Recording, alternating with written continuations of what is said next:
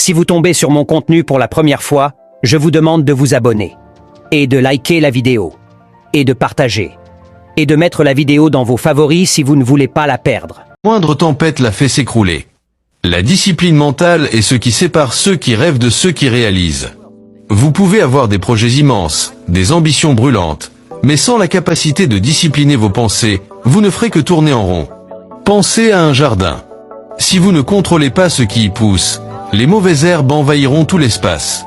Votre esprit fonctionne de la même manière. Chaque jour, des milliers de pensées surgissent.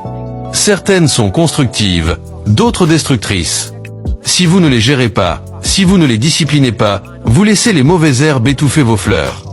Jim Rohn disait, « La discipline est le pont entre les objectifs et l'accomplissement. » La discipline mentale commence par de petites victoires quotidiennes.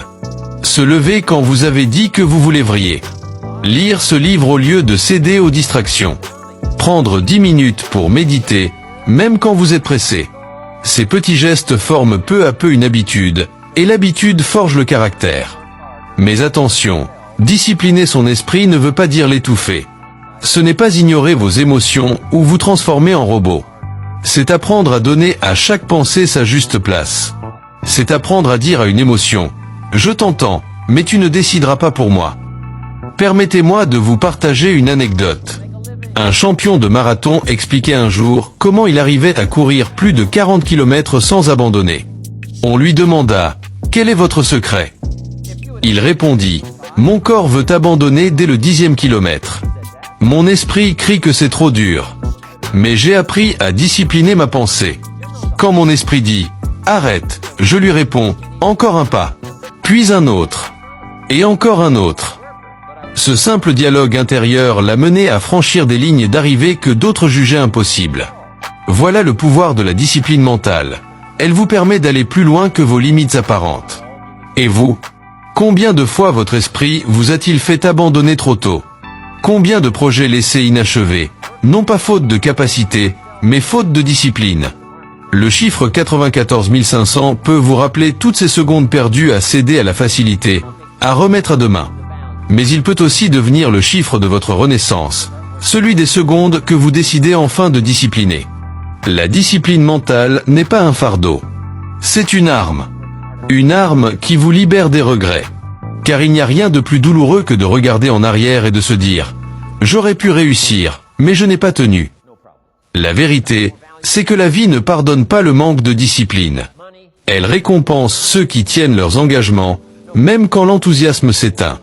L'inspiration vous donne l'élan, mais seule la discipline vous mène au sommet. Imaginez votre esprit comme un cheval sauvage. Si vous le laissez courir où il veut, il vous emmènera n'importe où, souvent dans des terrains dangereux. Mais si vous prenez les rênes, si vous le guidez avec patience et fermeté, ce même cheval vous mènera plus vite et plus loin que vous n'auriez jamais imaginé. Voilà pourquoi discipliner son esprit, c'est se donner le droit d'accomplir l'impossible. Ne croyez pas que les grands leaders, les grands artistes, les grands entrepreneurs sont nés avec des dons extraordinaires. La plupart n'avaient rien de spécial, si ce n'est la discipline de tenir bon quand d'autres abandonnaient. Le contrôle de l'esprit, c'est la capacité de dire non à la facilité pour dire oui à votre destinée. Alors, chaque matin, répétez cette phrase. Aujourd'hui, je choisis la discipline, car elle est la clé de ma liberté. Et regardez votre vie se transformer jour après jour. Nous devons tous souffrir d'une de deux choses. La souffrance de la discipline. Si vous tombez sur mon contenu pour la première fois, je vous demande de vous abonner, et de liker la vidéo, et de partager, et de mettre la vidéo dans vos favoris si vous ne voulez pas la perdre. Discipline ou la souffrance du regret. Jim Rohn. Un moine racontait qu'il s'entraînait chaque jour à s'asseoir immobile pendant 1 heure, sans céder à la moindre distraction. Quand on lui demanda pourquoi, il répondit « Parce que si je peux contrôler mon esprit 1 heure, je peux contrôler ma vie entière. » Il existe une énergie invisible qui façonne silencieusement nos vies, nos pensées. Chaque pensée est une graine. Si vous plantez des graines de peur, vous récolterez l'angoisse. Si vous plantez des graines de colère, vous récolterez des conflits. Mais si vous plantez des graines de confiance et de gratitude, vous récolterez une vie plus riche et plus apaisée. La pensée positive n'est pas une illusion naïve. Ce n'est pas fermer les yeux devant les difficultés. C'est choisir de regarder la lumière, même quand l'obscurité essaie de s'imposer. Nous vivons dans un monde où la négativité est partout. Les informations, les réseaux sociaux, parfois même nos proches, nourrissent notre esprit d'angoisse et de doute. Et si nous n'y prenons pas garde, notre esprit devient comme une éponge, absorbant toutes ces énergies sombres. Le résultat ? Une vie remplie de peur qui n'existe même pas. Voilà pourquoi il est essentiel de cultiver activement la pensée positive. Jim Rohn disait « Soyez assez fort pour être gentil, assez sage pour être humble, et assez courageux pour être optimiste. » La pensée positive, ce n'est pas ignorer les tempêtes.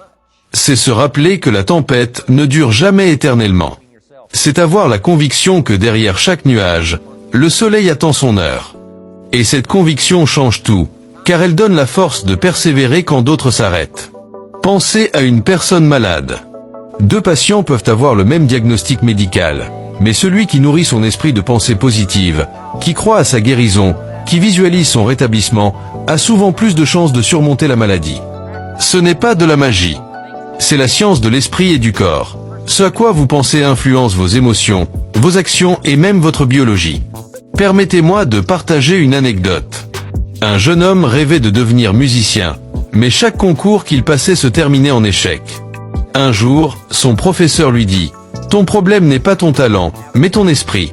Tu montes sur scène avec la peur de rater, et ton corps exécute exactement ce que ton esprit a programmé. » Alors, le jeune décida de changer son dialogue intérieur. Avant chaque prestation, il répétait « Je suis prêt. Je suis capable. Je suis digne de ma place. » Peu à peu, son jeu s'améliora, son assurance grandit, et il finit par gagner un prix prestigieux. Sa victoire n'était pas née d'un miracle, mais d'un changement intérieur. Voilà la puissance de la pensée positive. Elle transforme vos échecs en tremplin, vos blessures en leçons, vos doutes en force. Et si ce chiffre, 94 500, représentait toutes les pensées que vous aurez dans une seule journée, imaginez l'impact de choisir consciemment d'en faire une majorité positive. Même si seulement une partie de ces pensées était tournée vers la gratitude, la foi et l'optimisme, votre vie entière prendrait une nouvelle direction. Bien sûr, certains diront, mais c'est facile de parler de pensée positive quand tout va bien. Pourtant, c'est justement quand tout va mal que la pensée positive révèle sa vraie puissance. Elle devient alors une encre, une lumière, une main invisible qui vous empêche de sombrer. La pensée positive ne nie pas la réalité. Elle choisit simplement d'y répondre avec courage et confiance. Elle dit, oui, ce problème est réel, mais ma solution est plus grande que lui. Oui, la douleur est là, mais elle n'est pas éternelle. Oui, le chemin est difficile, mais je suis capable de le parcourir. Chaque jour, vous avez le choix, nourrir votre esprit de peur ou le nourrir d'espérance. L'un vous enfermera, l'autre vous libérera. Alors, dès aujourd'hui, décidez consciemment de planter dans votre esprit des graines de positivité. Soyez attentif à vos mots. Si vous tombez sur mon contenu pour la première fois, je vous demande de vous abonner, et de liker la vidéo, et de partager, et de mettre la vidéo dans vos favoris si vous ne voulez pas la perdre.